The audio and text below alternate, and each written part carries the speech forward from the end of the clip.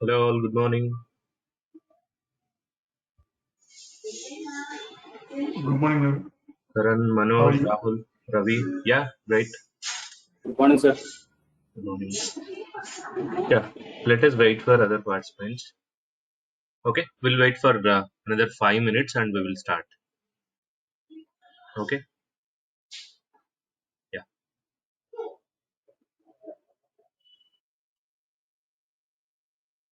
Now, a quick question. When this will end, this demo classes? Will Today start, only. Yeah, today only. From Monday we'll but have we regular didn't, session. Yeah.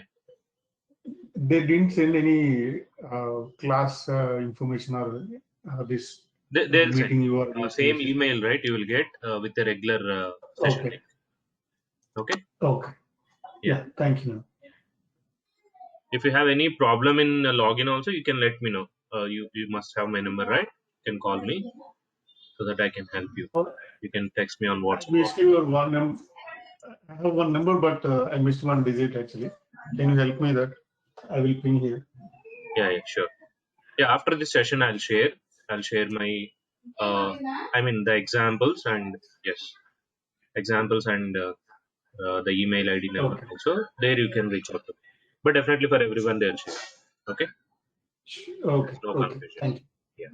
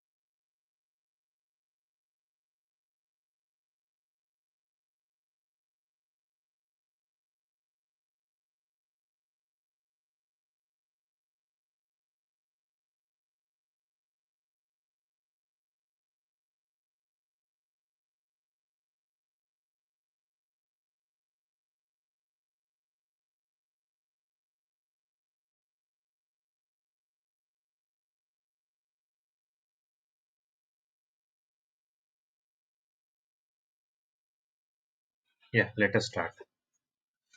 Okay, no one else joining. So, how many of you are aware of servlets?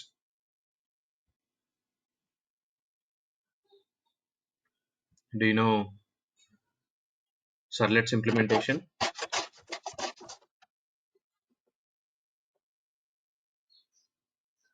Okay, no knowledge. Fine. Okay, let me give you one simple example on servlet. Okay, servlets we use for implementing web application components, similar to your Spring MVC only. From J to W, we have servlets concepts. So, if you have any form, right? If you have any form data, consider you are building a web application, and for web application we will have multiple forms and URLs, multiple designs, everything. So if you have a form, to read the form data we implement a servlet class. Server side we implement a servlet class.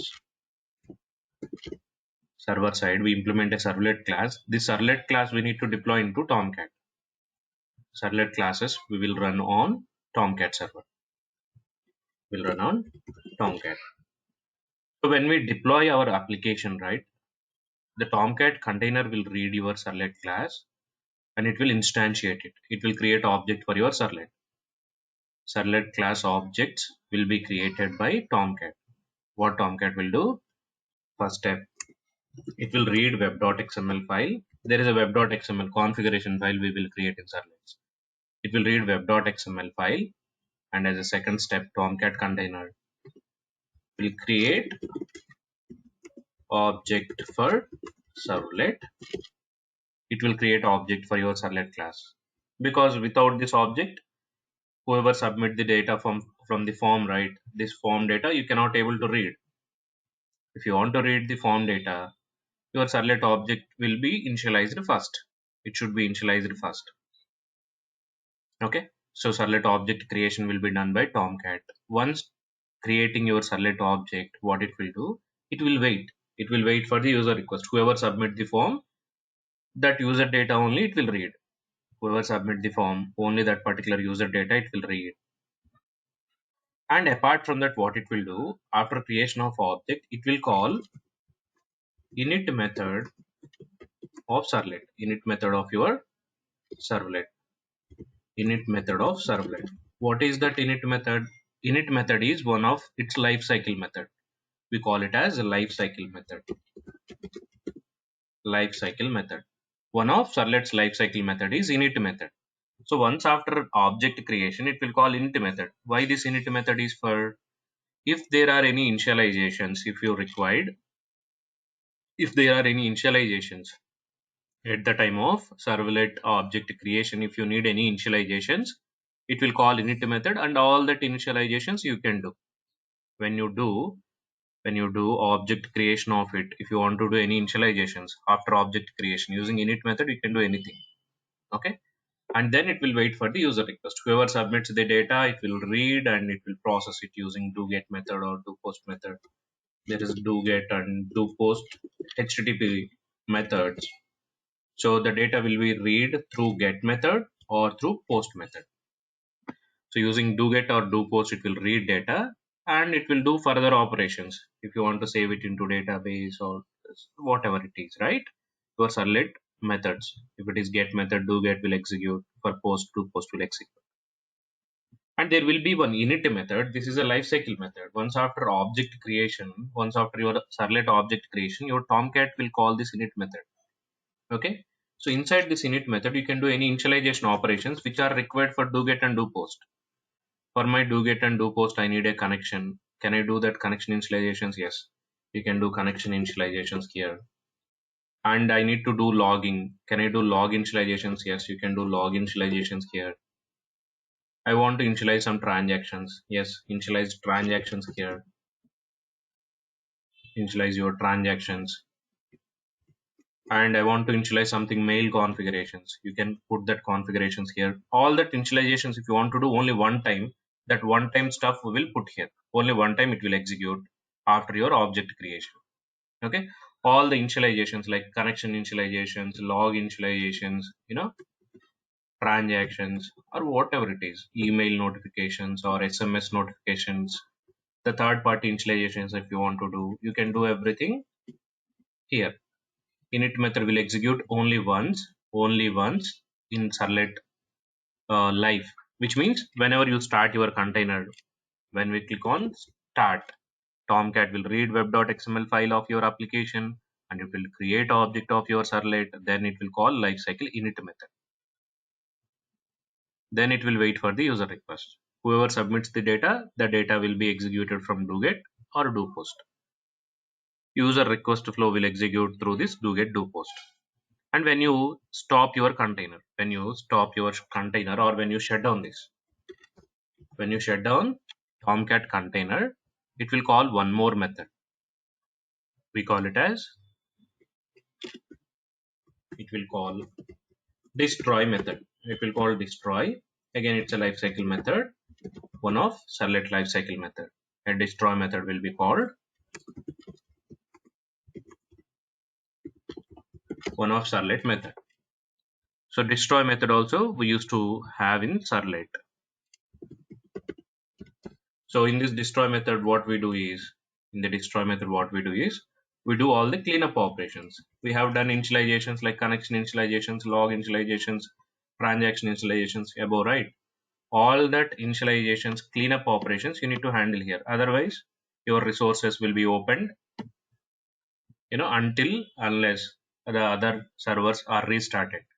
So connection close operations, all the close operations we do here. Close or clear operations, clearing your resources and all we do here. So if you want to do any initializations, we use init method. And if you want to do cleanup of that initializations at the time of server shutdown, we close them here. So until its lifetime, let's say you executed or you started your Tomcat server, everything is proper, and you are going to shut down this maybe next year. Until then, your application is live, so all the users will call do get do post. But when you shut down it, maybe next year, when you call the shutdown method, what it will do, whatever initializations, connections you created, logs, transactions, all that initializations will be cleared so that your resources will be released. When again you restart, then again it will do the initializations. Until then, the resources will be cleaned and these resources will not block any request. So all the initializations we can execute through the lifecycle init method, and we can do cleanup operations through destroy method. Why I am telling about Tomcat here, as I am comparing my IOC also a container. Our container also having many capabilities. Okay, your IOC container also having many capabilities. If I try to compare with Tomcat, right, what's happening in Spring? In Spring, all our beans, not only controller, in Spring, right, you can have forms in Spring also. In MVC, we will have forms. You can have here your registration form, consider student registration form. You have a student registration form, and here you have few form fields: name, email, student address. So much data we are filling here and we are submitting it. When you submit this, when you submit your form when in Spring, right, when you submit this form in Spring, when you submit this data in Spring, this data will be collected from your controller. The controller is your own controller. You don't need to implement any servlet. So servlet kind of behavior we can get in controller. Servlet kind of behavior you can get in controller. That controllers you can implement using Spring only. You need not to use servlets. If you use servlet, compulsory you need a Tomcat. If you use any servlet, then you should use a Tomcat. If you don't use any servlet, Tomcat is not necessary. Okay. So I have a simple controller here. This controller can read your data. So whatever do get do post you have here, right? Similarly, you can have multiple methods here. To read data, you can have multiple methods like HTTP methods only. You can have read if you want to read data, right? Like do get do post. You can have multiple methods for get one method, for post one method. right? Post methods you can have, get methods you can have, put methods for update operations, delete, whatever it is, right? All the HTTP methods you can accommodate in your controller. Which controller? Your Spring Bean. As we said from the initial session, right? This can be a simple POSO class. Your POSO class is having that capability to read this data. What data? Form data. Through post, get, put, delete, or whatever method, you can read it. Okay. And this controller can have lifecycle methods also. You can have init method here if you want to do any initializations, as I said, connection initializations, right? Any resource initializations, if you want to do, you can do. And if you want to do cleanup operations, you can have a destroy method also here. So for your beans, they given this lifecycle methods also. If you want to do any initializations and cleanup operations, not only in controller, right? Not only in controller. If you compare with Tomcat, only for servlet it will provide this init and destroy. Whereas in Spring, not only for your controller, to implement complete application, right? Along with form and a controller, we will implement a service class also, which means a business class. We implement a business class, all the business operations we do here. Once we get the request, right, to get or post or put delete, further business operations we do here. So the request, once after getting here, the same request we used to forward to business. And for your business also, if you need any lifecycle methods, you can have that lifecycle init method here and lifecycle destroy method here. For every class, it may have its own responsibilities, and it may need some kind of third party initializations, and it may need to do cleanup operations. Once if you do some kind of initialization that you are using for its lifetime, at the time of shutdown at least you need to clear it up. Otherwise that resource will be go into infinite usage. Nobody will close it until unless the other servers shut down. Okay. So for business classes also, if you want to maintain any lifecycle methods, you can maintain. And from here, once after done with our business operations, we send it to a repository for database operations. We call it as DAO. We call it as DAO. So whatever your business methods you have here, okay, whatever business methods, business method 1, method 2, method 3. So whatever methods you have, you will get data to your business methods from controller. And from here, these methods will call your DAO CRUD operation methods based on the required CRUD operations. Either it can be a save or update, delete, or whatever it is. So the DAO will be called. Again, your DAO generally we know, right? We will have CRUD operations method here. Save, update, delete, such methods we will have here. So here also, if you need any initializations like connection initialization, connection cleanup operations, you can do them here. Init and destroy operations you can do here using this init and destroy. For any of your POSO class, if you need initializations and cleanup operations, you can provide it. So the life cycles you can provide to your POSO classes.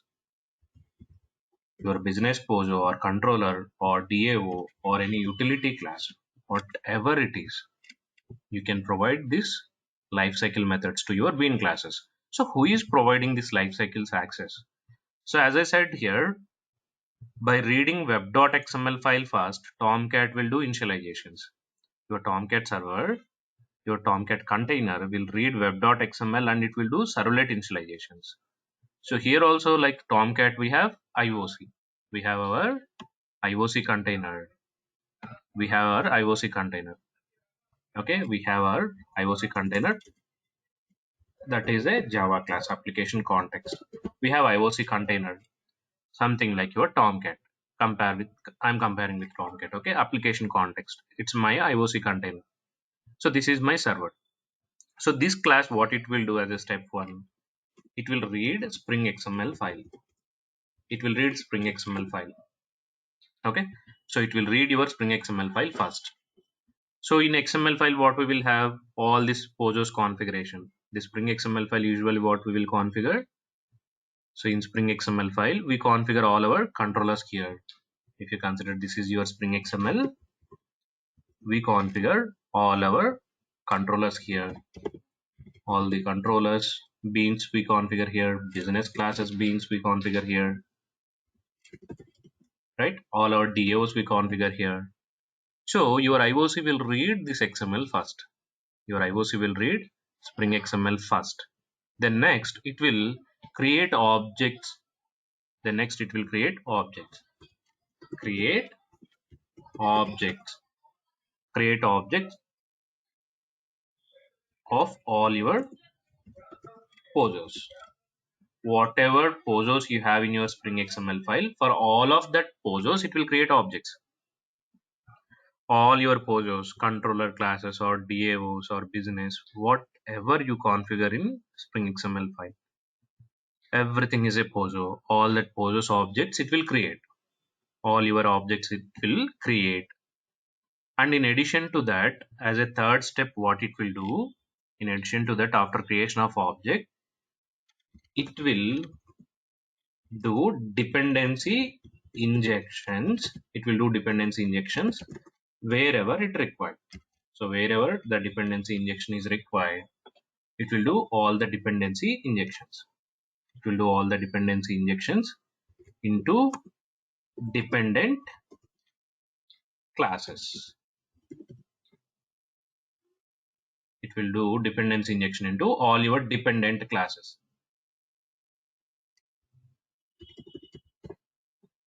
Into dependent classes means what? So these all are the different layers. DAO is dependent for business class. Business class is dependent for controller class. Otherwise, how we can execute this flow? When you want to call another class methods, definitely that class is dependency for your class. Okay. So here I want to call M1, M2, M3 methods of business class. So your business class is dependent to controller class. And your business wants to call DO class save, update, delete methods for doing CRUD operations. So definitely DO is dependent to your business class. So not only creating objects, once after creation of object, it will do dependency injections into dependent classes. So whatever dependency you have, all that dependency injections it will do. But we don't have that feature here if you compare. Your Tomcat is not capable to do dependency injection. It can able to create objects, but it cannot able to do dependency injection. So without dependency injection, if you implement something in Tomcat, as we don't have, without dependency injection, if you create your application using servlets and Tomcat, your application classes will be tightly coupled. Tightly coupled meaning using servlets, if you implement the complete MVC class like controller, business, DAO, here if you implement, okay, here if you implement, consider other classes also like business DAO. So tightly coupled layers will be created in servlets. That means in future, if you want to change your DAO implementation, if you remove this class, if you remove this class, if you remove this class in servlets, what will happen? Immediately you will get errors in business. If business gets any errors, your controller also will get any errors, right? And your test cases also will get many errors. So that one class modification or one class deletion, if you want to add one more new class in place of this DO class, if you remove it, immediately you will get many errors here. You will get errors here, and you will get errors here, and all your test cases also will get many errors because all that classes are tightly coupled. We create directly DO objects into business, business objects into controller. In the old style, we used to do that.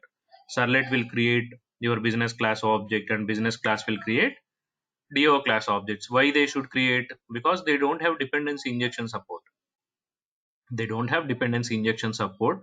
That's why they should compulsory create other class object to call that class methods.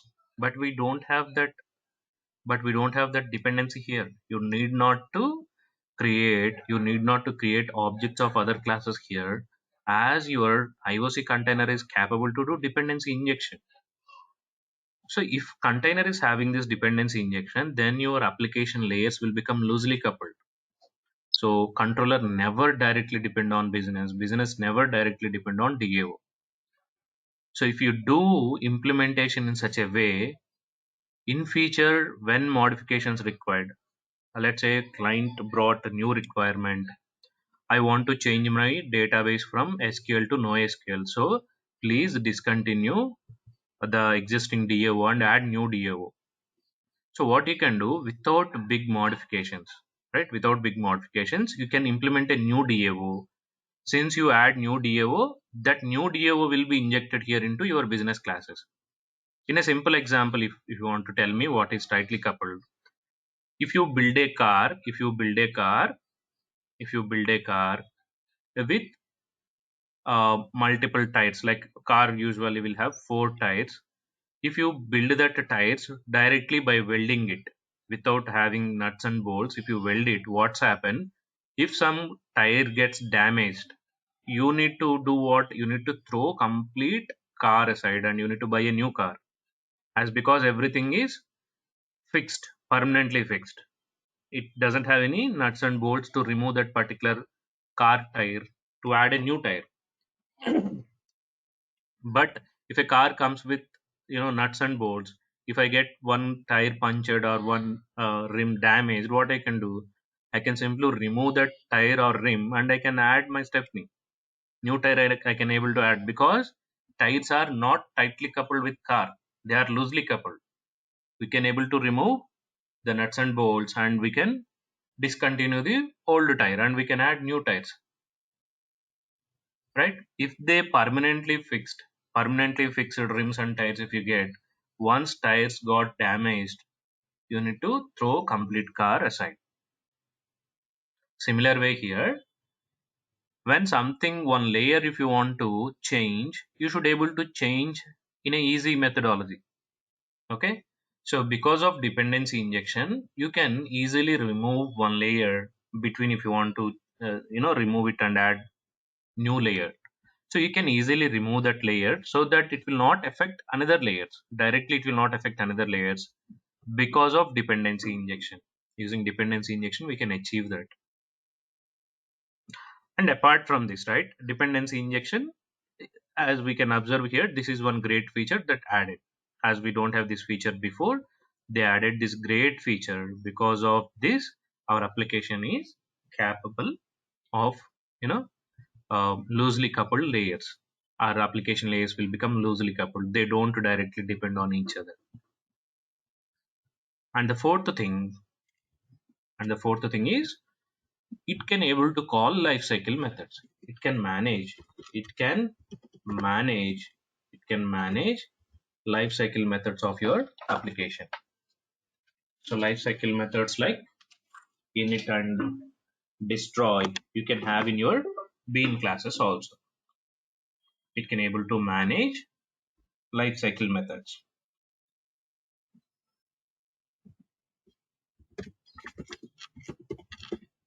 It can able to manage lifecycle methods of your bean classes or pozo classes. You can have lifecycle methods if you want. Until unless you need, you really not need to. I mean, it is not really mandatory to add your lifecycle methods. But if you have any such initializations and cleanup operations, if you want to do right across your pozo classes, you can have this init method and destroy methods. Your IOC is able to manage your lifecycle methods also. So when this init will call, when you start your IOC container, the lifecycle init method, not only init method, when you start it first, it will read your file, it will create objects, it will do the dependency injection. Then next it will call your lifecycle init method. When you start your application, when you start your IOC container particularly, it will call init methods first, all your init methods. Units of controllers, units of business, units of DAO.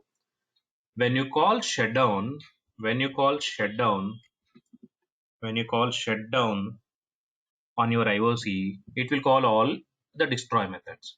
It will call all the destroy methods and it will do cleanup operations so that all the resources will be released once after fixing bugs or adding new features. When you deploy or when you start your application, again it will reserve required resources. Till then it will clear off. Okay. So when you call shutdown, only it will call destroy methods. So your IOC is capable of creating objects and doing dependency injections, and it is capable to call lifecycle methods as well. That support also we have. Okay, this support also we have.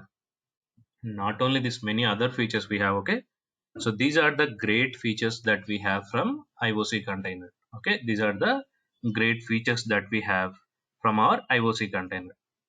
Okay, so when you want to implement a application without confusion, okay, without confusion, just fix that in your mind. Your class is a poso class.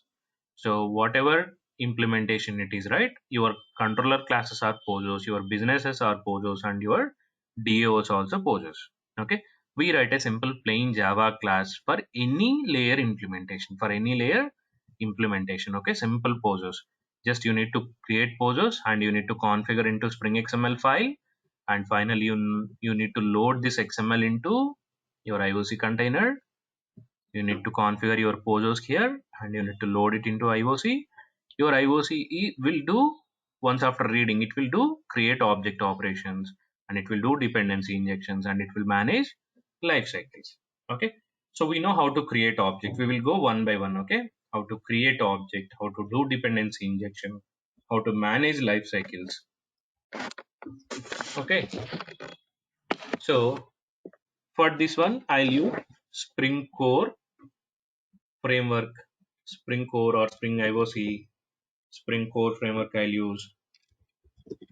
So for using Spring Core, right, use Spring Core jar file and Spring context jar file. Spring Core and Spring context. These two jars you need to use in your application. For what? For using IOC. Include these two jars in your project so that you can use IOC. Spring Core jar file and context jar file. That two jars would be enough. Okay, let me create a workspace for our regular practice.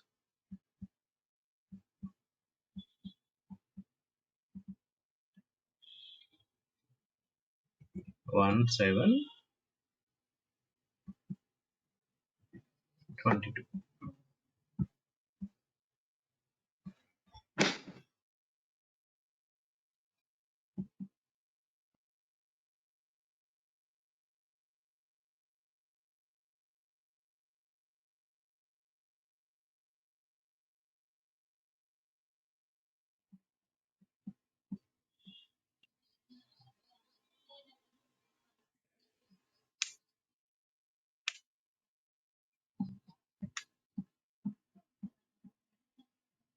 Okay, so you can create a Java project, Java project. So the first example, IOC bean. We'll learn about bean here first. Bean or Pozo. Create a Java project.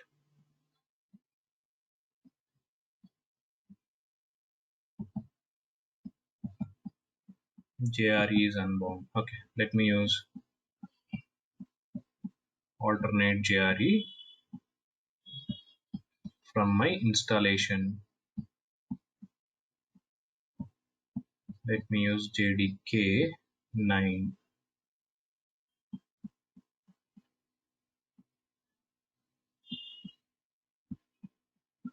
Sir, I am using JDK 8. It is okay? Is it okay?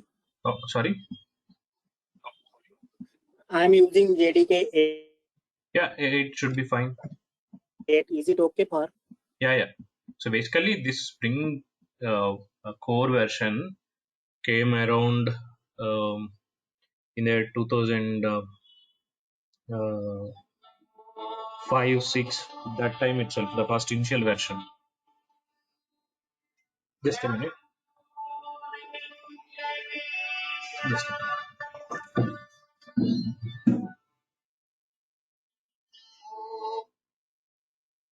I guess just a minute. I'm getting an office call. Just a minute.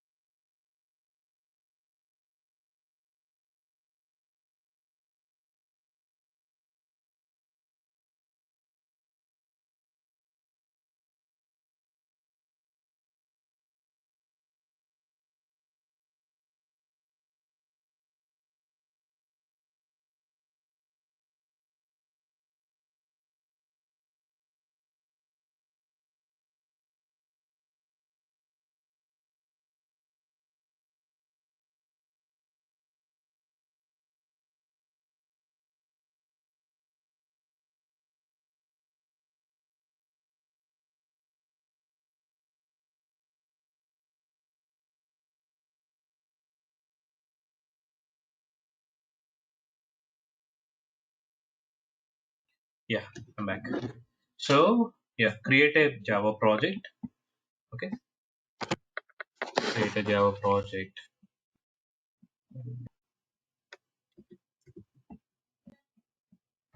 Add your Spring dependencies. As I said, the 2 jar files must be enough.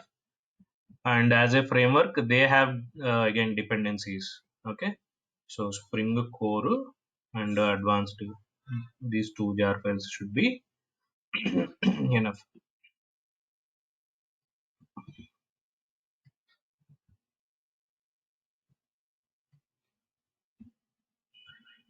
Yeah, this is Spring Core jar file and context jar file. So let me include core, context, and context support also, which is for context. And this these jar files are using commons logging internally. Okay, so it's their dependency jar, not ours. So framework also is a kind of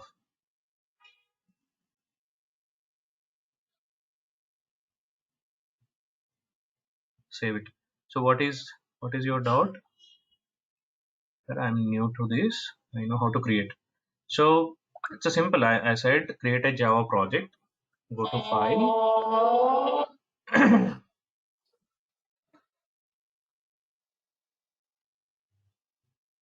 So go to file, create new Java project. Go to project, choose a Java project. Okay, choose a Java project and name something. Name any name, right? And finish it. So you will get a Java project. Once getting Java project, go to build path and I'll share the jar files. Okay, go to class path and add external jars. From here you need to add your Spring jar files. I just added this 3-4 jar files. That's it. Excuse me.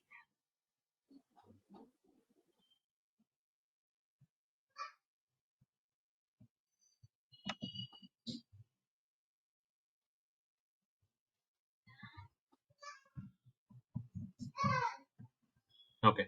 So now I'll create a simple poso class. Okay. Beans. Create a class. Hello poso. A simple class without having any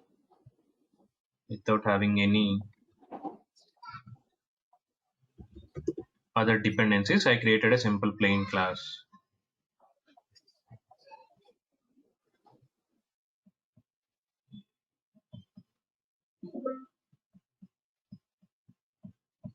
This is my simple hello poso class. And so this poso class object would be created by your IOC container system.out.println hello world. So this is my poso class, and this poso class object will be created by your IOC container. So just you need to create a XML file here, create a folder or a package, and create one XML file. Any naming convention you can use. Okay, spring.xml. So in this XML file, you need to configure DTD first here. If you want to know the DTD, you can open your Spring Core jar file and you can copy DTD from there. Spring Core, uh, here Spring Core DTD.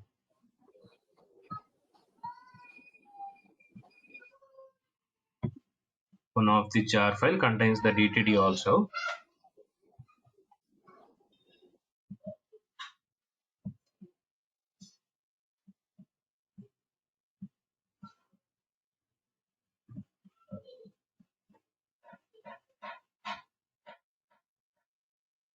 Spring Core meta NF.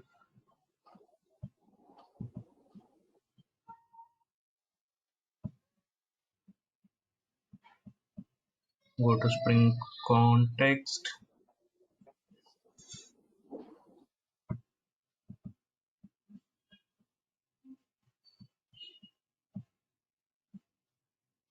Spring schemas. Here we have multiple schemas. We can use these schemas when you want to use J2EE container. There is a context schema, J2EE schema. We'll talk about them in depth, okay?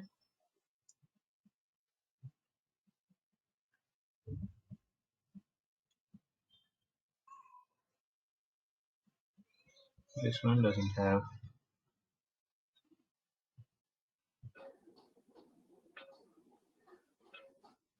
Spring core annotation converter.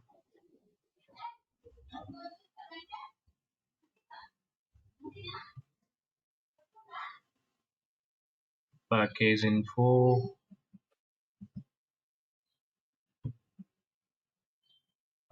Overview. Yeah, I couldn't able to find, but yeah, definitely will get schemas here itself. So schemas and DTDs. We just need to copy that DTD into your XML file first. Okay, let me copy it from the existing source.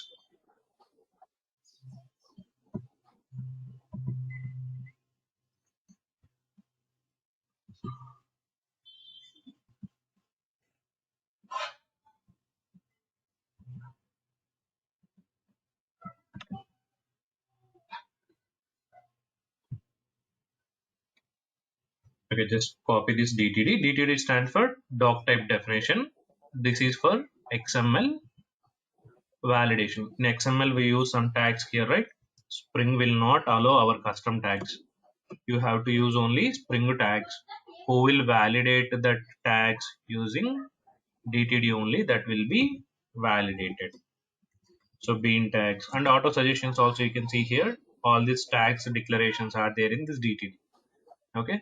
So without DTD, if you try to load this XML, it may not able to parse it. XMLs need to be parsed by XML parsers. So they will parse against DTD or schema. Means the validations will be handled with the DTD or schema.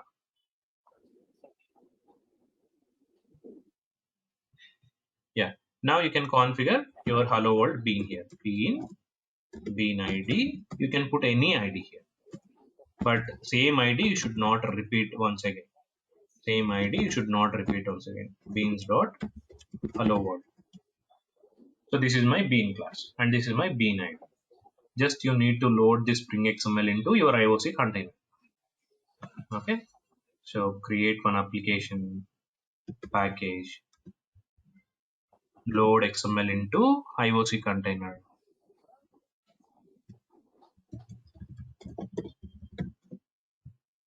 Application class, main method, application context,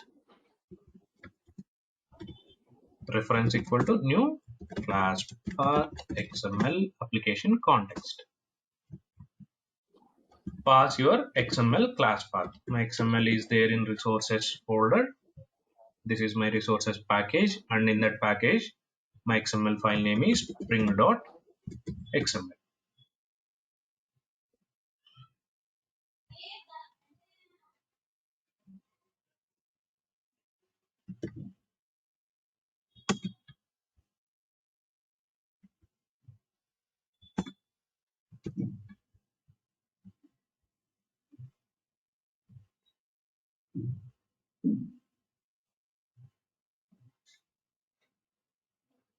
Name should be changed spring.xml. spring.xml. This is not the problem with this one. This is problem with ID. ID is unable to quickly refresh this. Something happened to my ID.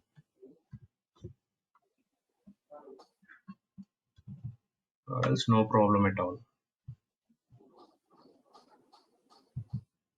Okay.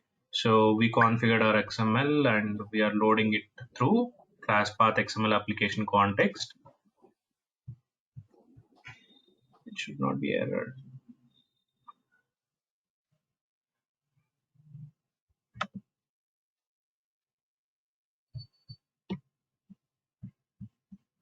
It's an ID problem. Let me switch back to my old ID. There I'll import this project.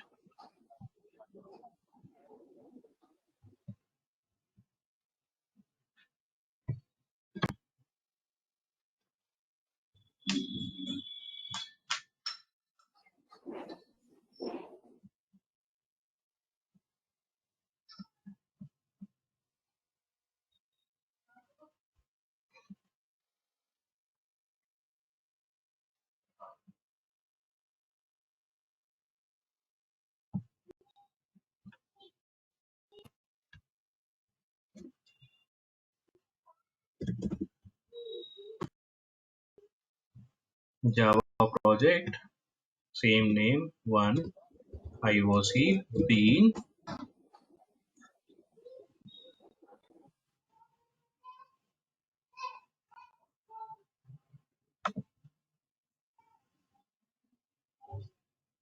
new package beans, quickly, a controller, hello world,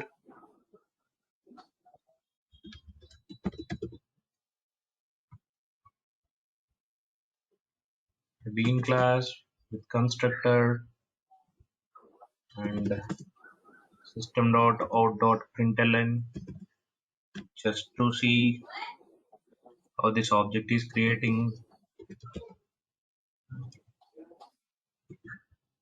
and configure it in XML file. Resources,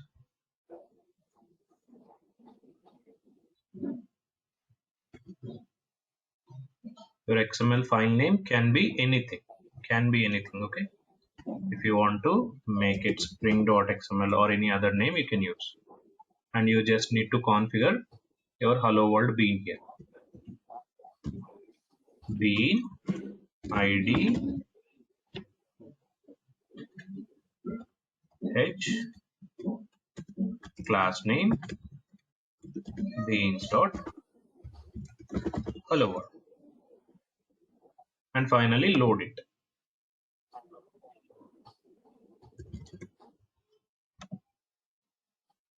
Load it into IOC container.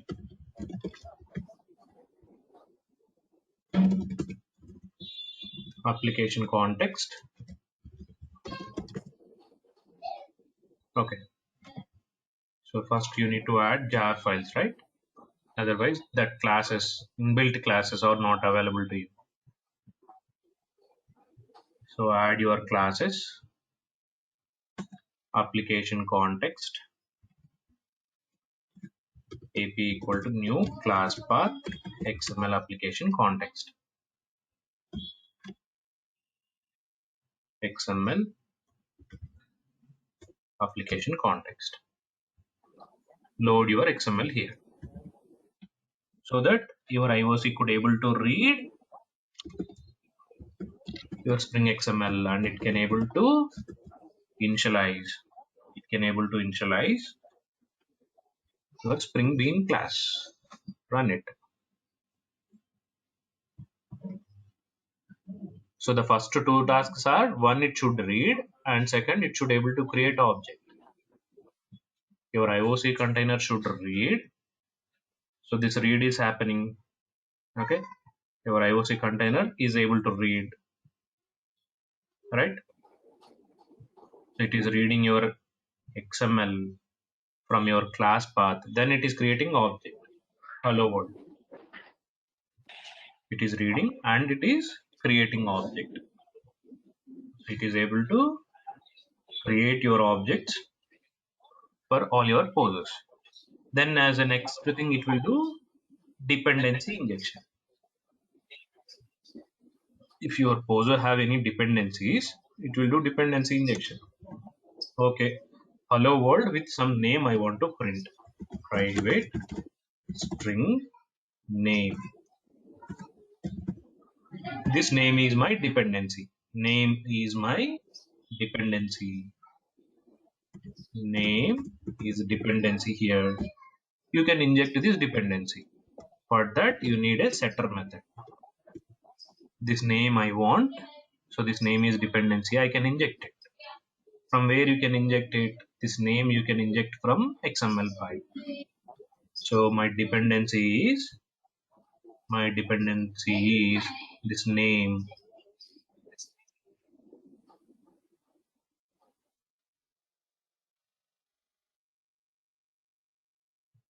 This name is dependency. You can inject that here using setter method. To call your setter method, right? This is my setter method to pass my dependency. To call that setter method, you need to use property tag. The property setter method name only you should pass here, without set the remaining name, and the value you should pass here. What value? The name value. I want to pass name. So Ravi, I'm leaving here. So now this Ravi name injected here successfully. Print this and check the name dependency. Which dependency injecting here?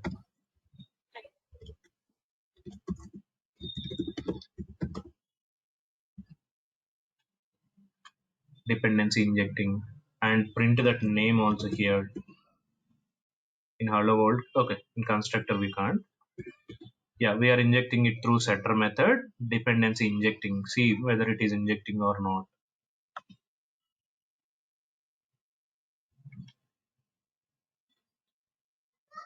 First, reading your XML file and created object. Hello world. Your class object it is created. Then dependency injecting the value Ravi it injected using setter method. So I did called property, but internally it called setter method. And to that setter method, whatever name I have given here, that same names applied here. So your container is capable to load your XML, creating object. As a third step, it will do dependency injection. It will do dependency injections. Finally, it can manage lifecycle methods also. Okay, it can able to manage life cycles if you have any lifecycle methods here. Okay, lifecycle methods we implement from initializing bean for init method. Okay, init method will be executed after your setter method. For initializing bean, here I am implementing a interface. I said before your classes are posers. Now your poser implementing from some other API. Is it really mandatory? No, actually without this also you can do that. Okay, so this is one programmatic approach. Later we discuss about it. Okay, public void here hello world initialization method. Hello init method. Any name for your init method. Do init operations here. Do all init operation.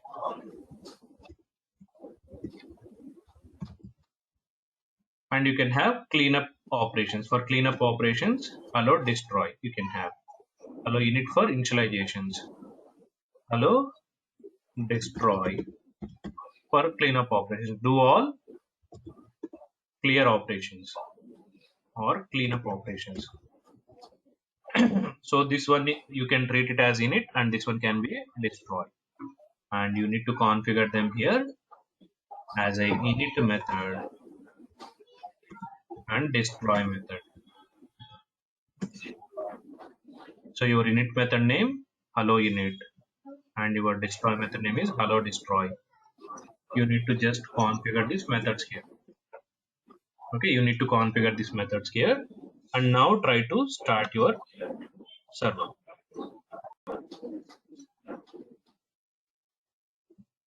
As a first step, it will create your object. It will create your poser class object by reading XML. It will create your poser object. Then next to it will do dependency injection. So dependency injection is happening. And then finally it will call lifecycle methods. Lifecycle method is what init method. Do all init operations. So as I configured init method here, my class can have a init method. This is my init method. So it is calling init method for doing all initialization. If you want to call destroy method, you need to call externally shutdown. Until unless you call shutdown, it will not shut down your application. So for shutdown, right, instead of using application context, we use configurable application context. There we have one close method for shutdown your application.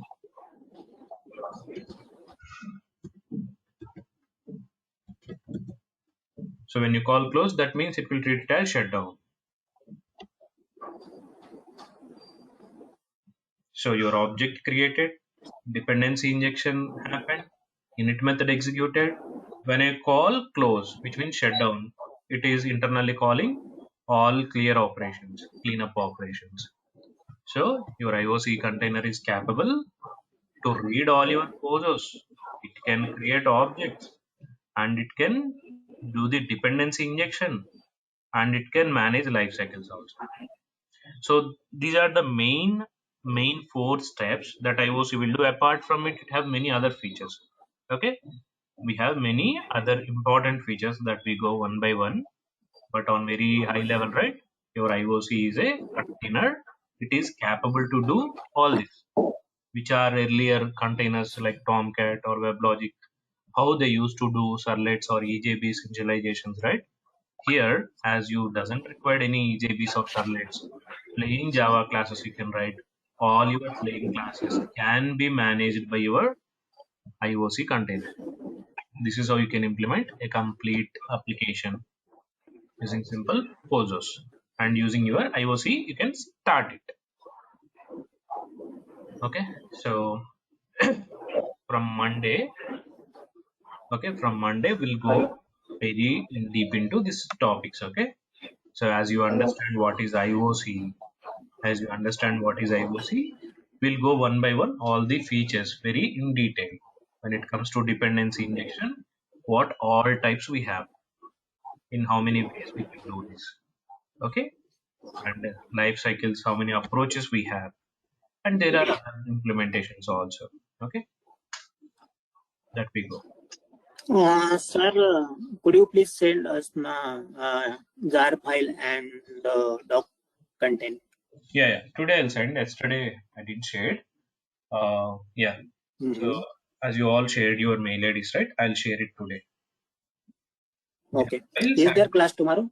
these examples. No, we have classes in weekdays only. Okay. Okay. You can Yeah. during weekend you can practice all the weekday sessions. Okay. Yeah, sure. Yeah. So in any doubt so far, is this clear? What is Yes, IOC clear and how now. it is doing it? This simple. I mean, this much simple implementing Spring application without confusion. We implement simple posers and we will achieve everything. A web application, full stack application, we can implement. Okay. Yeah. Yeah. Sure, guys. Uh, So yeah. Go ahead. Naveen, one question actually. Yeah. Basically, how the memory management will handle by the IOC container? What is that? Dependency? No, memory management. Because while booting up the application, we are creating all the objects, right? Yeah. Okay. So if any, all the beans are created, then we are injecting into the services, right? But how the management will, memory objects, pool objects will be created. Okay. So in the previous session also, I told you that creation of objects is happening by your IOC container at the time of loading. Since at the time of loading, it is creating all the objects. Consider your application is having, some 100 classes. So all 100 beans I have here. Okay. All beans are singletons. Basically, they are singletons. Okay. Singleton means entire application, one object. Singleton means entire application, one object. So here, if I have 100 classes are combinations of your controllers, business, and DO classes. Consider 33 controllers, 33 business, and 33 DO classes you have. All the classes initialization will be happened at the time of loading your XML itself. After loading your XML, it will read and it will initialize all the classes. Until you shut down, your classes or your objects will be alive. If you keep your application for a year or any number of days, right, your objects are not going to peer from your JVM or from your RAM. That object still alive. Okay. Okay, as they are singletons, it should not destroy them after your request. Whenever we boot up the application on the release or patch, then it will automatically destroy and it will automatically do the garbage collection and again it will initialize it. Okay. Thank you. Yep. And this is recommended. Basically, lazy passion also we have. Okay. Bean factory can initialize lazily all the objects, but what is the use? If it is lazy initialization, the user, whoever requests first, he should wait for the object instance. So, Okay. it is recommended to initialize everything at the time of loading time itself. Coming to For example, yeah, if the workflow has a minimum number of users, they usually not visit that correct, particular flow, right?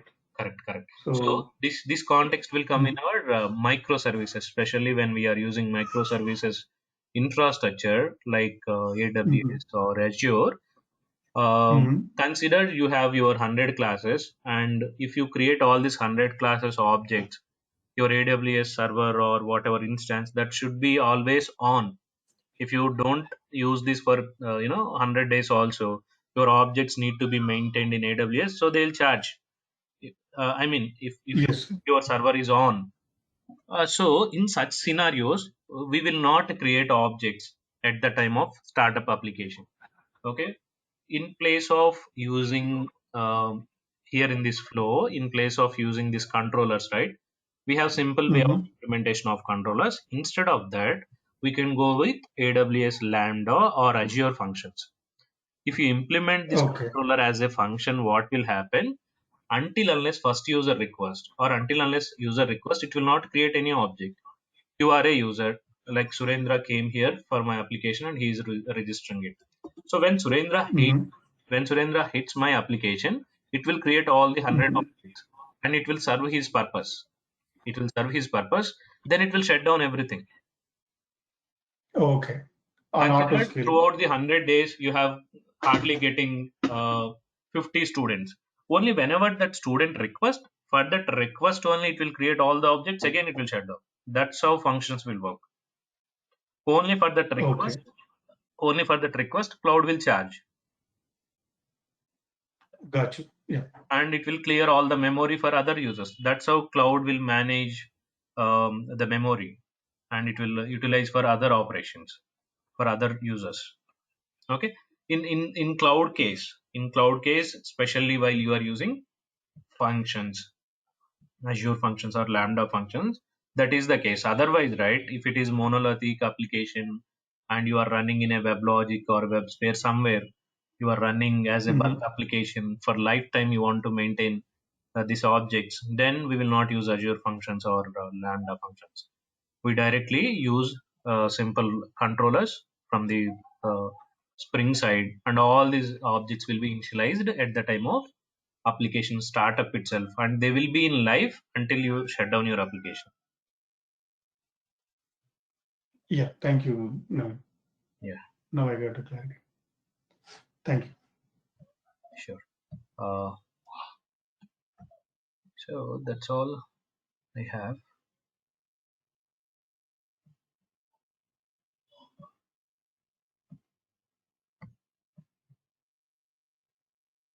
Okay. Yeah. um yeah, I am done for today. We'll meet Monday, same time, 8:30. Okay. So thank you all. Can you give me your number? Yeah, I'm sharing 918266248. Yeah. So you got the payment related details and everything through the email. So just do the payments there and send them screenshots, and you will get the link from Monday. Okay. If not, Yeah. if you don't see any link, direct this demo link itself. Okay. If you don't Oh, okay. direct Okay. the link, yeah. Or if you have any confusion, Today, do ping me in WhatsApp. I'll be available on this number. thank you. Thank you so much. So thanks all. That's all. We will meet again on Monday. Till then, happy weekend. Bye.